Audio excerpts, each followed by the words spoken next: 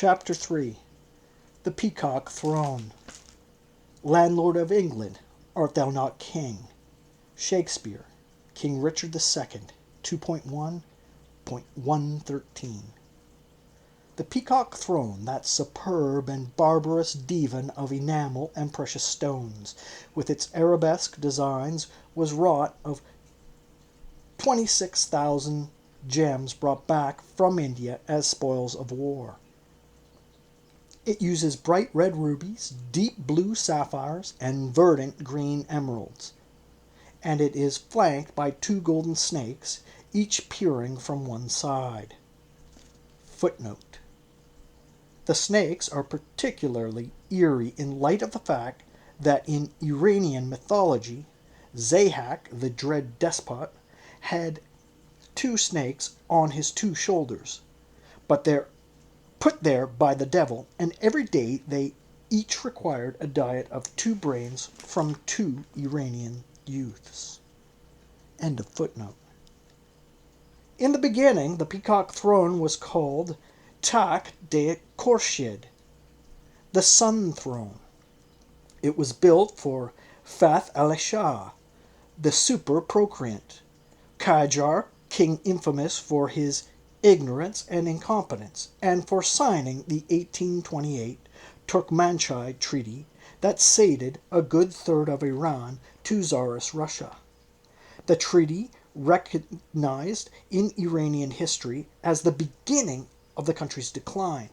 Fath Ali Shah was also notorious for his lechery and for the close to 1,000 wives of diverse origins he kept. One of his favorite concubines was named Tammuz, Persian for peacock, and as the throne was used on the night of the king's marriage to his beloved Tammuz, it was the next morning renamed the Peacock Throne. In January 1926, the Peacock Throne and the room and the palace where it was kept, indeed the whole city of Tehran, were undergoing a facelift. The throne was about to have a new occupant, and the country a new king. By fortuitous coincidence, Vida Sackville-West, the renowned Victorian writer and intimate of Virginia Woolf, was visiting Tehran at the time of Reza Shah's coronation. At that time, her husband, Harold Nicholson, served as a diplomat in the British Embassy. Before long, she was involved in planning a few aspects of the coronation. Her masterful narrative of her Persian journey describes not only the official coronation ceremonies, but the backdrop of the unfolding drama.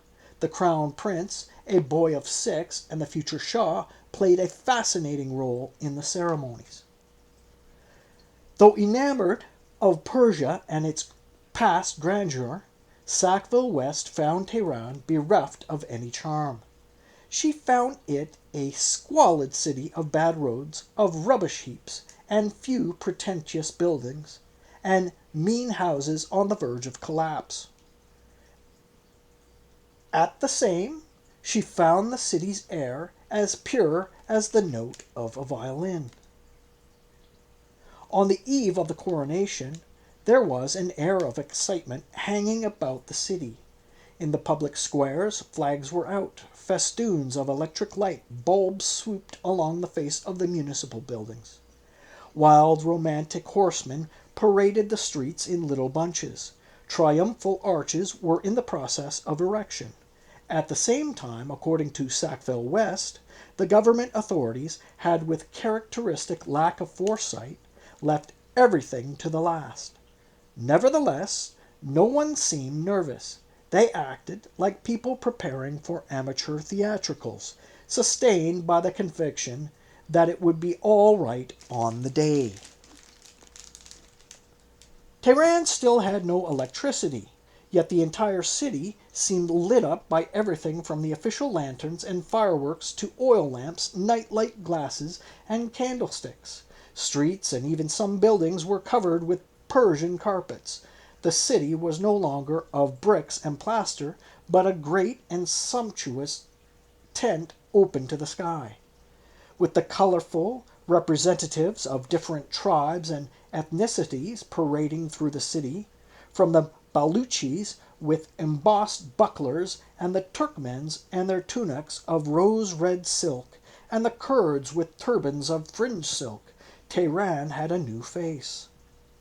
On the morning of the coronation day, the people of the capital woke to a Tehran spruce and furnished beyond recognition. At Golestan Palace, the changes were no less far-reaching.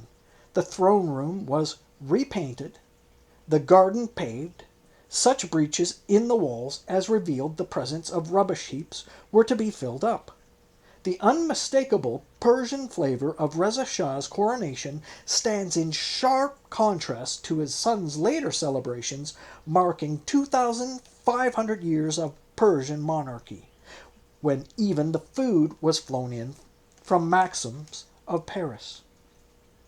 There was, however, according to Sackville West, an endearing anxiety amongst the new members of Reza Shah's court to impress the Europeans who attended the celebration. There was no point, however humble, on which they would not consult their British friends. In fact, they asked for a copy of the proceedings at Westminster Abbey for the coronation of His Majesty George V. The copy was procured, but was stiff and with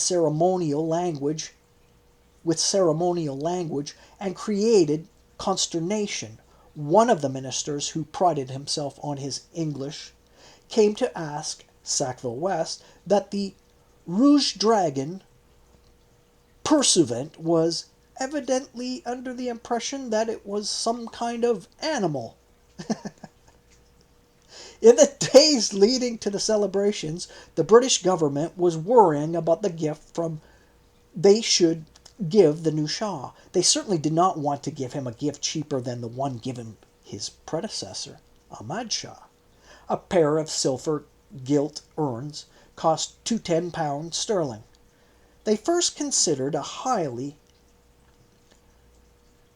caparisoned horsecloth, saddle, etc., in the possession of the Foreign Office prepared for the Sultan of Turkey, but never presented it to him.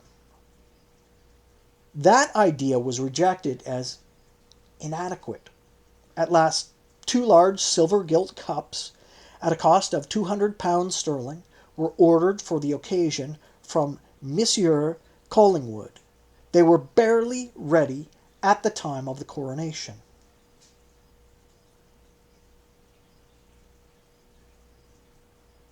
The ceremonies were set to begin at 3 in the afternoon. At 2 o'clock, Reza Shah was to leave his home, head for the Majlis Parliament, take the oath of office, and then go to the Golestan Palace for a reception and the actual coronation.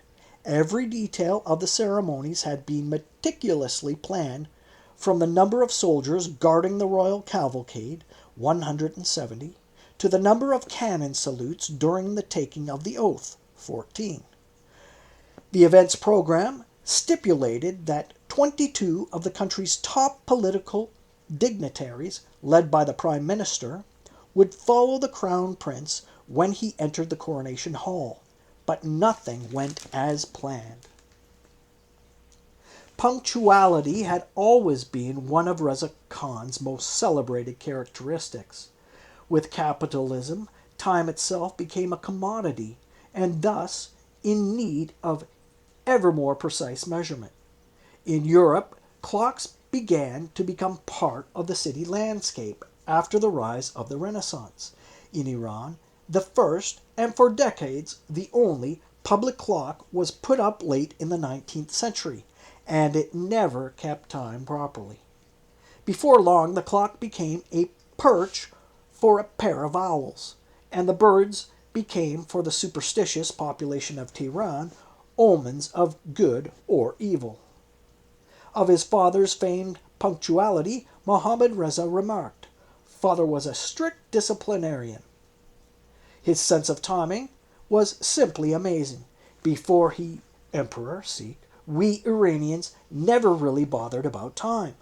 Meetings he chaired began at the exact announced time. If cabinet ministers were even a few minutes late, they would be barred from entering. Moreover, he had placed a clock on his desk and set it 10 minutes ahead of time.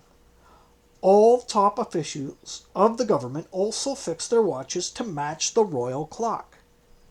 Despite all this, on the day of Reza Shah's coronation, at 3:30, there was still no sign of him.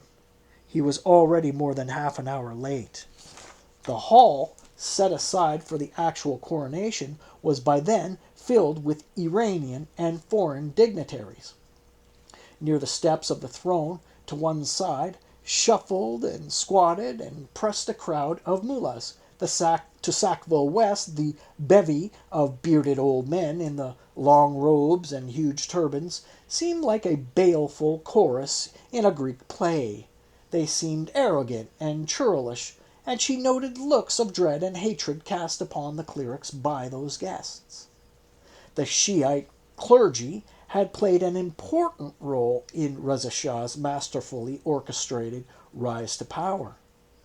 In a clear and successful ploy to garner their support, before his ascent to the throne, Reza Khan had exhibited fervent signs of piety.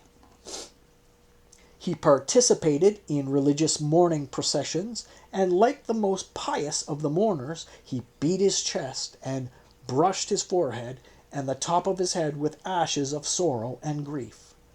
Not long after he was crowned, Reza Shah would change course and began a carefully planned policy of limiting the power and role of the clergy in Iran. At the coronation, a rumor spread throughout the room that the new king was about to arrive. Even Vida Sackville West, who found the idea of a coronation absurd and dismissed its pageantry as fallacious and childish, found something gripping in the expectant atmosphere of the glittering hall. Like everybody else in the room, something made her crane to see the enthronement. At last there was a stir. The doors were opened, and the 6-year-old Mohammad Reza appeared in the hall. Behind him walked the procession of the 22 political dignitaries, led by the Prime Minister. They were carrying the many royal accoutrements necessary for the coronation: 3 different crowns, a scepter, 3 swords belonging to past kings, and even a diamond-studded royal bow and arrow. One of the swords belonged to Nader Shah, a powerful king who united Iran, and was reported to have been planning limits on the power of the clergy. Nader Shah was also alleged to have attempted a reconciliation between Shiites and Sunnis, and he was Reza Shah's great hero. Before entering the hall, the young Mohammad Reza had been waiting in the adjacent room, playing with some of the jewels and medals that were to be taken to the coronation hall by the procession, and that he would lead. He particularly liked the medals made to commemorate the coronation, and he tried to give one of them to Suleiman Bedboubi, Reza Shah's chief of staff, and one of the crown prince's favorite personalities working at the court.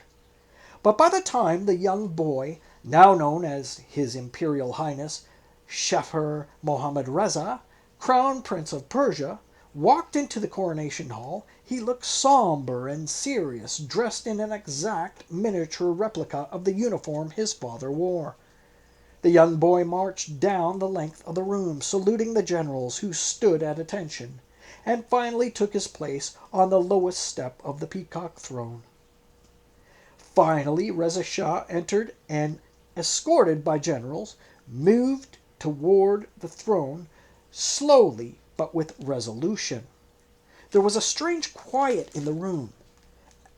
As a gesture of reconciliation to the mullahs, all musical gaiety except the new royal anthem, played by the military band, had been left out of the ceremonies. The crown prince seemed frightened, possessed himself of a corner of his father's cloak. After the long delay, And after the heavy silence, broken only by the low murmur of hushed voices, suddenly the only sound in the room was that of the new king, reading in his low voice the oath of office.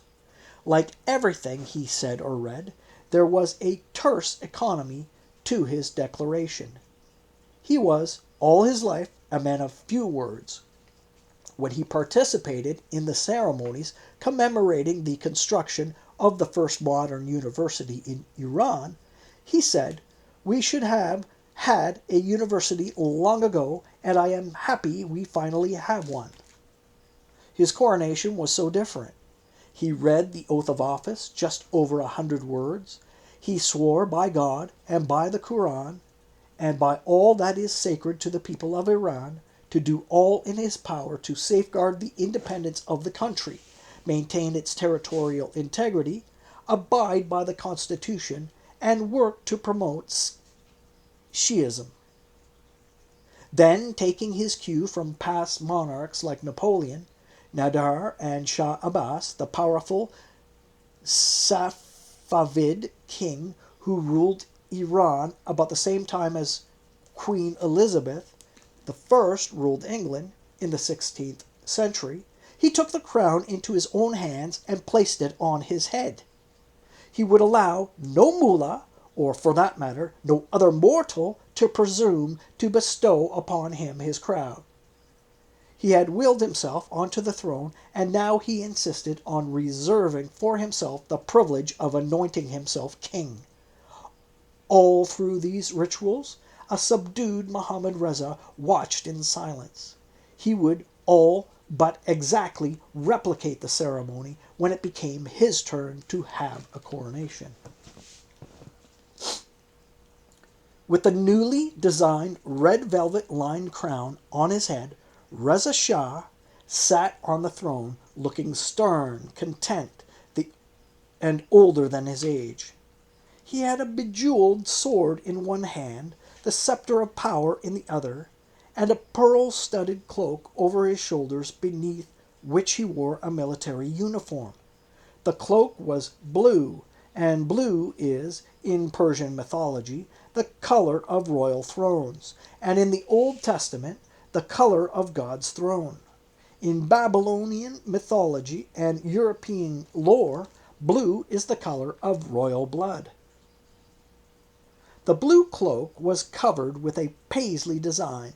Paisley, it is said, is the quintessential visual metaphor of Iran's bifurcated and tormented identity, riven between Arabic, Islam, and pre-Islamic Persian creeds.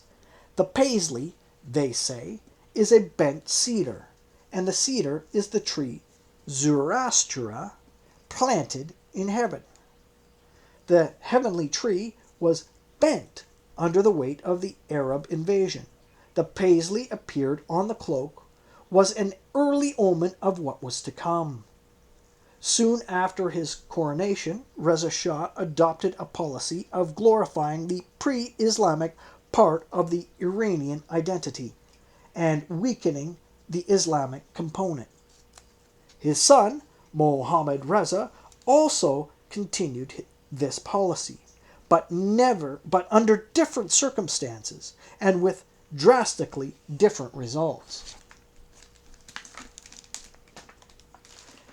After the salvo of guns celebrating the advent of the new dynasty, the new king left the palace and rode through the city in a glass coach drawn by 6 horses, followed by the crown prince in another coach, both shining in the sun.